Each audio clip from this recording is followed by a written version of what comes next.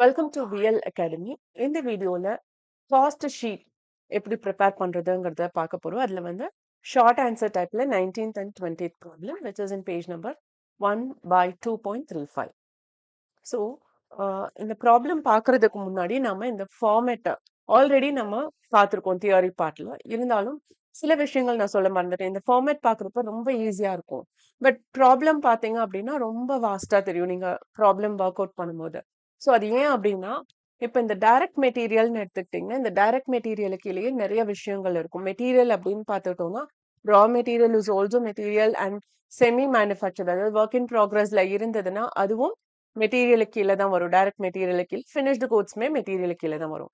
Labour லேபருக்கு கீழே permanent labour இருப்பாங்க, temporary labour இருப்பாங்க அண்ட் அந்த மாதிரி நிறைய கேட்டகரிஸ் இருக்கும். அது நம்ம ப்ராப்ளம் ஒர்க் பண்ண உங்களுக்கு அது புரிஞ்சிடும். அதே மாதிரி chargeable expenses and direct expenses எல்லாமே இது வந்து நீங்க பேலன்ஸ் ஷீட் எல்லாம் பண்ணிட்டு தான் வந்திருப்பீங்க. ஸோ அதனால ஓரளவுக்கு டைரக்ட் எக்ஸ்பென்சஸ் பத்தின ஒரு ஐடியா உங்களுக்கு கிடைச்சிருக்கும். இதெல்லாம் டைரக்ட் எக்ஸ்பென்சஸ் அப்படின்னு. அதனால அது உங்களுக்கு ஓரளவுக்கு ஈஸியா புரியும். அதே மாதிரி ஒர்க் ஓவர் ஹெட் கீழே ஃபேக்டரிக்குள்ள என்னென்ன செலவுகள் இருக்கு அப்படின்னு.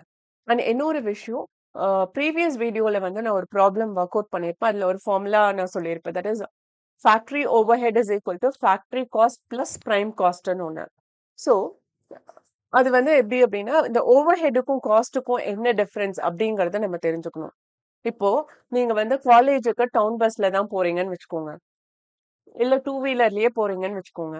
இப்ப டூ வீலர்ல போறவங்களுக்கு ஒரு மாசத்துக்கு இவ்ளோ லிட்டர் இவ்வளவுதான் மைலேஜ் கொடுக்குது. ஸோ இவ்ளோ லிட்டர் பெட்ரோல் நம்ம வந்து ஃபில் பண்ணணும் நம்ம டேங்க்ல அப்படிங்கிற மாதிரி இருக்கும். இல்ல பஸ்ல போறவங்க ஒரு மாசத்துக்கு நமக்கு இவ்வளவு ரூபாய் காஸ்ட் ஆகும் அப்படின்னு ஒரு அசம்ஷன் பண்ணியிருப்பீங்க. ஸோ அந்த 1 மந்த்துக்கு ஆகக்கூடிய செலவுகள் நீங்க எடுத்து வைக்கிறீங்க இல்லையா தனியா, that is call transportation overhead. உங்களுக்கு அது டிரான்ஸ்போர்டேஷன் ஓவர்ஹெட். இந்த ஃபேக்டரியை பொறுத்த வரையும் அந்த ஃபேக்டரிக்கான செலவுகள் ஒரு மாசத்துக்கு எடுத்து வைக்கிறாங்கன்னா அது ஃபேக்டரி ஓவர்ஹெட். ஓகே, இப்போ ஃபேக்டரி காஸ்ட் அது மாதிரி உங்களுக்கு டிரான்ஸ்போர்டேஷன் காஸ்ட்னா என்ன அப்படின்னா அந்த ஒரு நாள் உங்களுக்கு எவ்வளவு செலவாகுதோ அதுதான் காஸ்ட். ஓகே, சோ அப்ப அந்த ஒரு நாள் நீங்க பஸ்ஸுக்கு இவ்வளவு ரூபாய் செலவு பண்ணி நான் டிக்கெட் எடுத்திருக்கேன் அப்படின்னு நீங்க உங்க கணக்குல எழுதணும் அப்படின்னா அந்த அன்னைக்கான செலவுகளை எழுதுறத டிரான்ஸ்போர்டேஷன் காஸ்ட்னு எழுதுவீங்க. ஓகே, பட் மாசம் முதல்ல நீங்க எடுத்து வைக்கக்கூடிய ஃபுல் அமௌண்ட் அந்த ஒரு மாசத்துக்குரிய அமௌண்ட் வந்து it's a over head. Okay, அதுதான் ஓவர் ஹெட்டுக்கும் காஸ்ட்டுக்குமான டிஃபரன்ஸ். ஓகே, இந்த அட்மினிஸ்ட்ரேஷன் செல்லிங் அண்ட் டிஸ்ட்ரிபியூஷன் எல்லாமே வந்து நம்ம ப்ராப்ளம் ஒர்க் அவுட் பண்ணதான் இது எல்லாமே புரியும். ஸோ இந்த ஃபார்மேட்டை பொறுத்த வரையும் ஈஸியா இருக்கும். ஓகே, பட் சில சமயம் நம்ம என்ன பண்ணுவோம் அப்படின்னா இதை நம்ம பார்த்து வச்சிருப்போச்சு இவ்வளவுதானே ஈஸி தானேங்கிற மாதிரி திரும்ப நம்ம வாஸ்ட் டீடைல்டா ஒர்க் அவுட் பண்றப்ப இந்த ஃபார்முலாவை மறந்துடுவோம். ஸோ அதனால எல்லாமே கொஞ்சம் நல்லா ஞாபகம் வச்சுக்கோங்க. Okay, now we'll get into the problem, that is problem number 19, short answer type. So இதுல வந்து என்ன பண்ணிருக்காங்க, a firm has purchased a plant to manufacture a new product. The cost data are given below. Estimated annual sales is 36,000 unit. எவ்வளோ unit sale ஆயிருக்குன்னா 36,000 unit sale ஆயிருக்கு. Material வந்து ஒரு யூனிட்டுக்கு 4 ரூபாய். லேபர் காஸ்ட் எவ்வளோனா 0.60 paise per unit. And overhead manufacturing overhead வந்து 24,000 rupees per annum. நம்ம இப்போ உங்களுக்கு எக்ஸாம்பிளுக்கு வந்து நான் transportation cost transportation over head ஒரு மாசத்துக்கு சொன்னேன். இவங்க இது எல்லாமே ஒரு வருஷத்துக்கு எடுத்து வச்சிருக்காங்க. அட்மினிஸ்ட்ரேட்டிவ் எக்ஸ்பென்சஸ் பாத்தீங்கன்னா 28,800 rupees per annum. Selling expenses 15 of sales. Okay, இப்போ calculate the selling price if profit per unit is rupees 1 rupee 50 paise. Assume whatever is produced is sold. Okay, என்னெல்லாம் நம்ம ப்ரொடியூஸ் பண்ணியிருக்கோமோ அதெல்லாம் சேல் ஆயிடுச்சு. எவ்வளோ ரூபாய்? 15 rupeesக்கு. Okay, and இப்போ இதை எப்படி கால்குலேட் பண்றது அப்படின்னு பாத்தீங்கன்னா selling price per unit. So இங்க செல்லிங் பிரைஸ் பர் யூனிட் வந்து பி அப்படின்னு வச்சிருக்கோம். இங்க வந்து selling price calculate the selling price if profit per unit is rupees 1 rupee 50 paise. நம்ம செல்லிங் பிரைஸ் தான் கண்டுபிடிக்கணும். அதனால செல்லிங் பிரைஸ் ஒரு யூனிட்டுக்கு வந்து நம்ம பின்னு வச்சுக்கிறோம். பர் யூனிட் காஸ்ட் எவ்வளோனா 36 unit sold is equal to produced. So எவ்வளோ சேல் ஆயிருக்கு? If you check out the question, sales வந்து 36 யூனிட் ஆயிருக்கு. அப்போ நம்ம ப்ரொடியூஸ் பண்ணதும் அதே 36,000 யூனிட் யூனிட் தான்.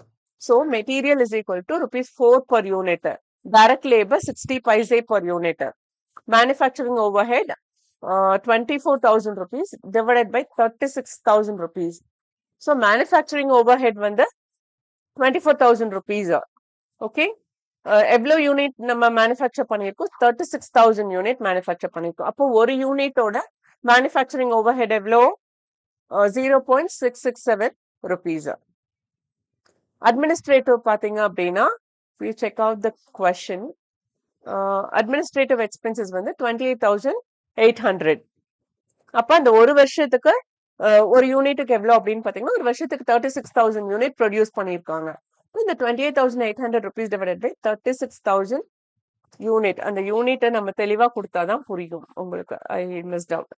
இதெல்லாம் நீங்களும் எழுதணும் கண்டிப்பா. பிகாஸ் இல்லைன்னா வெறும் 36,000 போட்டீங்கன்னா அது என்னன்னு தெரியாது. வெறும் 24,000 போட்டீங்கன்னா அது என்னன்னு தெரியாது. இது ருபீஸ், இது யூனிட். இங்கேயுமே ஜஸ்ட் மென்ஷன் அஸ் 15. அது புக்லயும் அப்படிதான் கொடுத்துருக்காங்களான்னு தெரியல. I need to check out. அது நான் இந்த வீடியோ முடியறதுக்குள்ள நான் உங்களுக்கு செக் பண்ணி சொல்லிடுறேன். அண்ட் அட்மினிஸ்ட்ரேட்டிவ் எக்ஸ்பென்சஸ் வந்து நம்ம கண்டுபிடிக்கிறோம். தட் இஸ் 28,000 rupees ஒரு வருஷத்துக்கு. டோட்டல் யூனிட் எவ்வளோ அப்படின்னு பாத்தீங்கன்னா 36,000 யூனிட். அப்போ ஒரு யூனிட்டுக்கு 80 paise. ஓகே, அண்ட் இப்போ இதெல்லாம் கண்டுபிடிச்சிட்டோம். எல்லாமே ஒரு யூனிட் வேல்யூ கண்டுபிடிச்சிட்டோம். இப்போ cost before selling expenses is equal to, அதாவது செல்லிங் எக்ஸ்பென்சஸை விட்டுட்டு மித்ததெல்லாம் நம்ம டோட்டல் பண்ணோம். அது என்னென்ன அப்படின்னு பாத்தீங்கன்னா, ஸோ ஆஸ் யூ செட், நான் இன்னொரு விஷயம் சொல்லணும்னு நினைச்சேன். இங்க வந்து வெறும் 15 இருக்கு இல்லையா, that must be and typing error. என்ன டெக்ஸ்ட் புக்லயும் அப்படிதான் கொடுத்துருக்காங்க. That is 15% of sale. Okay, நான் உங்களுக்கு தனியாகவும் மார்க் பண்ணி வைக்கிறேன். உங்க ப்ரொஃபஸர் கிட்டையும் கேட்டுக்கோங்க. I'll just mark it as a red color. Okay, I'll just name. So red கலர்ல நான் மாத்திருக்கேன். இது வந்து 15% ஆஃப் சேல்ஸ்.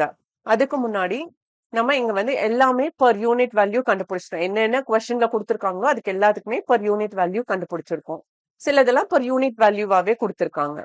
ஸோ இங்க வந்து காஸ்ட் பிஃபோர் செல்லிங் பிரைஸ் எவ்வளோ அப்படின்னு பாத்தீங்கன்னா, என்னென்ன நம்ம ஆட் பண்ணோம்? இங்க வந்து material, labour, manufacturing overhead and administrative overhead. இதுக்கான ஆன்சர்ஸ் எல்லாம் இங்க இருக்கு. I just bold it. So இது நாளையும் நம்ம இப்போ ஆட் பண்றோம். ஓகே,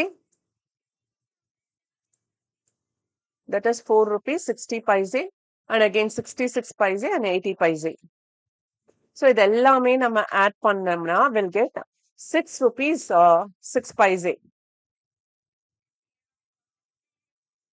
ஓகே, இது வந்து என்ன, 4 plus 0.6 plus 0.667 plus 0.8.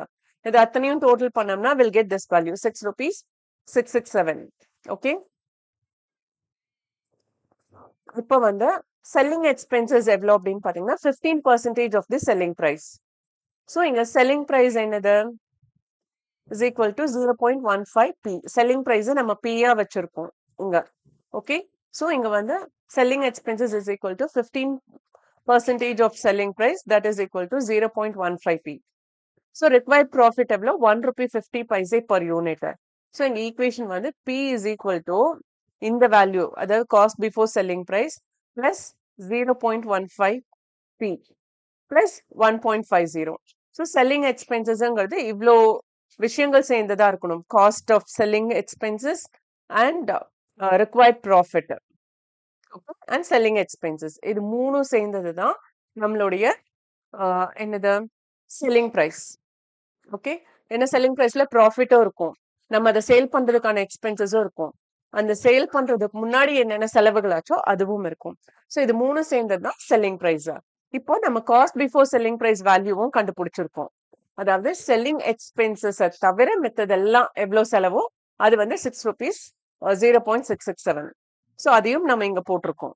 ஓகே, அடுத்து செல்லிங் எக்ஸ்பென்சஸ் பாத்தீங்க அப்படின்னா 15% ஆஃப் செல்லிங் பிரைஸ். நமக்கு செல்லிங் பிரைஸ் என்னன்னு தெரியாது, ஸோ அதை நம்ம p அப்படின்னு வச்சிருக்கோம். ஸோ இப்போ இந்த 15% நம்ம 0.15 p வச்சிருக்கோம். ஓகே, இதை வந்து டெசிமல் பாயிண்ட்ஸ்ல நம்ம மாத்தணும் அப்படின்னா 0.15 p பிளஸ் ப்ராஃபிட் எவ்வளோ 1 rupee 50 paise பர் யூனிட். இது எல்லாமே பர் யூனிட் வேல்யூங்கிறதுனால நம்ம இங்க வந்து 1 rupee 50 paise போட்டிருக்கோம்.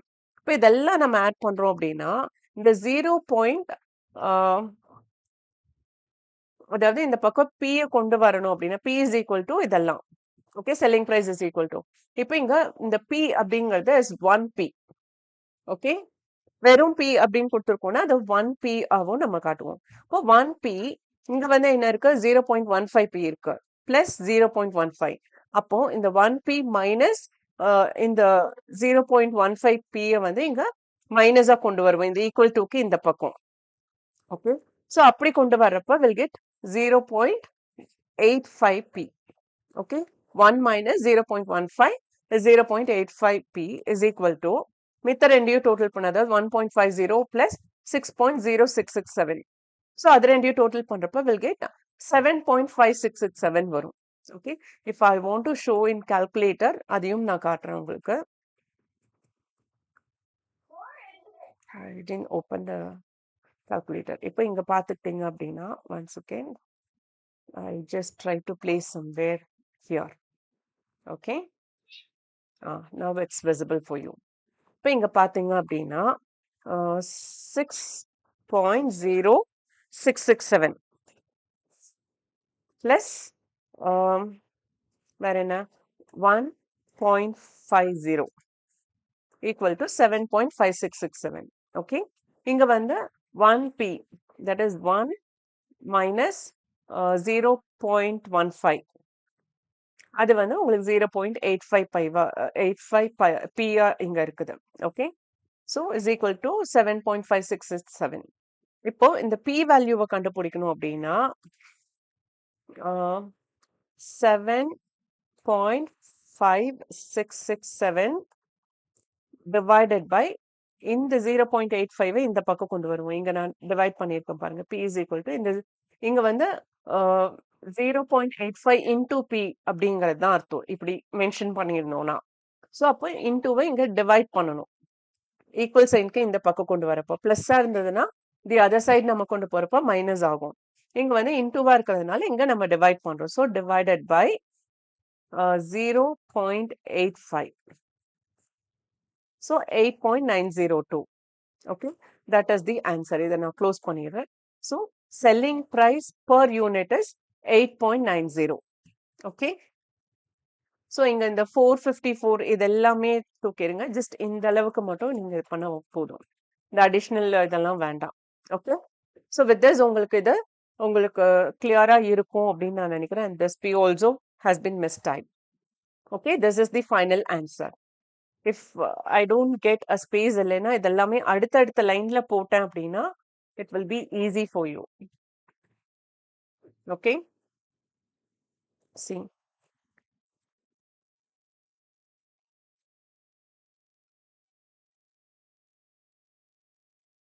okay so இந்த மாதிரி நம்ம கொடுத்தோம்னா இந்த equal to is about to next line so அதனால அதை delete பண்ணிட்டு கொஞ்சம் font size கம்மியாகும் that is the problem அதனால தான் நான் வந்து உங்களுக்கு முடிஞ்ச அளவு கொஞ்சம் பெருசா காமிக்கிறதுக்காக ட்ரை பண்றேன் ஸோ இப்போ இதை பார்த்துட்டீங்க அப்படின்னா now you will be able to understand I'll just make this also tab okay இப்போ உங்களுக்கு இது புரிஞ்சிருக்கும் இங்க this one is also not that clear let me check out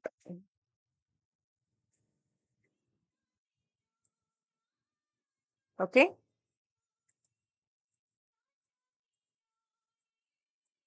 so this is the final answer and sorry guys நான் உங்களுக்கு வீடியோலயே வந்து இவ்வளோ corrections நான் பண்றதுனால ஸோ இப்படி நான் போட்டேன்னா I think it will be much more clear for you so இப்படிதான் இந்த ப்ராப்ளம் நம்ம ஒர்க் அவுட் பண்ணணும் okay and now we are going to next problem that is short answer type problem number 20 இதுல வந்து பாத்தீங்க அப்படின்னா Z Limited produced 500 unit of a product and the following cost were incurred இந்த 500 unit produce பண்றதுக்கு என்னென்ன செலவுகள் ஆயிருக்கு okay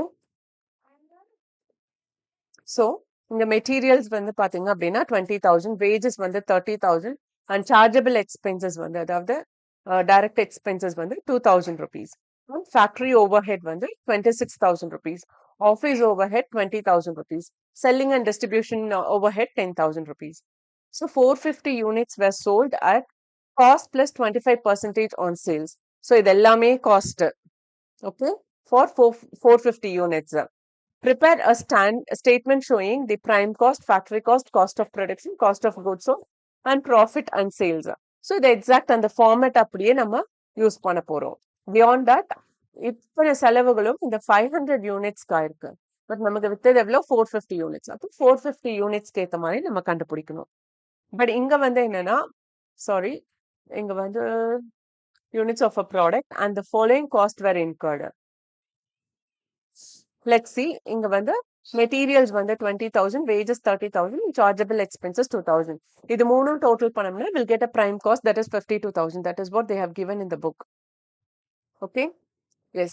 Prime cost is 52,000 rupees. அடுத்தது prime cost plus factory overhead தான் sorry. Let us check the format. Prime cost plus factory overhead. So prime cost வந்து எவ்வளோ 52,000 rupees. அதுக்கப்புறம் factory overhead. அந்த factory overhead சேர்த்து இது பண்ணோம்னா factory cost. Sorry. இங்க வந்து என்னன்னா factory overhead is here.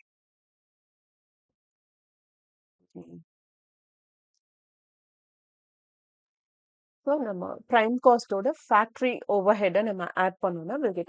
இது வந்து நீங்க கேட்கலாம் மேம் ஓவர்ஹெட்டுங்கிறது நீங்க மாச செலவு காஸ்ட்ங்கிறது அந்த அன்னைக்கான செலவுன்னு தானே சொன்னீங்க அப்படின்னு. ஸோ இதுக்கான ஃபார்முலா தான் நான் ப்ரீவியஸ் ப்ராப்ளம்ல நான் உங்களுக்கு போட்டிருந்தேன். இஃப் பாசிபிள் நான் உங்களுக்கு இங்க ஃபார்முலா மாதிரி போட்டு காமிச்சேன்னா it will be easy for you. அதாவது இங்க factory overhead is equal to prime cost plus factory காஸ்ட்னு நான் உங்களுக்கு போட்டிருப்பேன் ப்ரீவியஸ் ப்ராப்ளம்ல. ஸோ அதே ஃபார்முலா தான் இங்க அப்ளை பண்றப்ப we need to add this 26,000 with 52,000. Okay. So இங்க வந்து நான் வந்து இங்க ஃபேக்டரி ஓவர் ஹெட்னு கொடுத்துருக்காங்க. அதனால அந்த வேல்யூவை நான் இங்க போட்டுட்டு இங்க ஃபேக்டரி காஸ்ட்னு போட்டுட்டேன். ஓகே. இல்லைன்னா இங்க ஃபேக்டரி காஸ்ட் வரும், இங்க ஃபேக்டரி ஓவர் ஹெட் வரும். So அப்படி இருக்கிறப்ப we need to add this. And next one is factory cost வந்து 78,000. நான் previous slideல இருந்து இங்க continue பண்ணியிருக்கேன். 78,000 and office overheads. அது வந்து 20,000. If you check out this இது பார்த்தீங்க அப்படின்னா administration overhead and office overhead எல்லாமே ஒண்ணுதான். ஸோ அதை ஆட் பண்றப்ப காஸ்ட் ஆஃப் ப்ரொடக்ஷன் நமக்கு கிடைக்கும். ஸோ அந்த ஃபார்முலா படி நமக்கு இங்க வந்து factory cost and office overhead ரெண்டையும் ஆட் பண்ணோம்னா cost of production. This is for 500 units. நான் சொன்ன மாதிரி இது 500 யூனிட்ஸ்க்கு நம்ம கண்டுபிடிச்சிருக்கோம் 98,000. அப்போ காஸ்ட் பர் யூனிட் அப்படின்னு பார்த்தோம்னா இந்த 98,000 டிவைடட் பை 500. அப்போ ஒரு யூனிட்டுக்கு நமக்கு எவ்வளவு செலவாயிருக்கும் 196 rupees ஆயிருக்கு. So closing stock of finished goods that is 50 units into 196 பார்த்தோம்னா 9,800 rupees. இந்த 9,800 rupees வந்து இன்னும் சேல் ஆகல, நம்ம கையிலேயே இருக்கு.